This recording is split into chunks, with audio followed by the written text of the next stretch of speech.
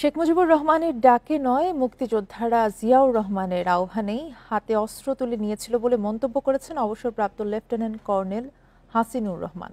শুক্রবার বিকেলে রাজনীতির মতিঝিল শাপলা চত্বরে মঞ্চ ২৪ নামে একটি সংগঠনের আত্মপ্রকাশ হয়। সেখানে এক সমাবেশে এই কথা বলেন তিনি।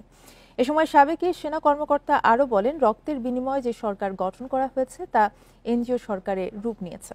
শাপলা চত্বরের গণহত্যা সহ বিচার বহির্ভূত সকল হত্যাকাণ্ডের বিচার এবং শাহবাগী কুশীলবদের আইনের আওতায় এনে দ্রুত বিচারের দাবিও জানান তিনি।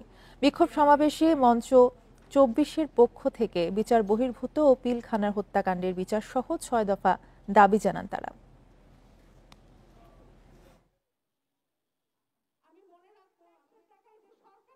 বান্ডেল থাকলে প্রতি সেনমানিতে টাকা বাঁচবে। বিকাশ সেনমানি বান্ডেল কিনে জিতুন প্রতি লেনদেনে।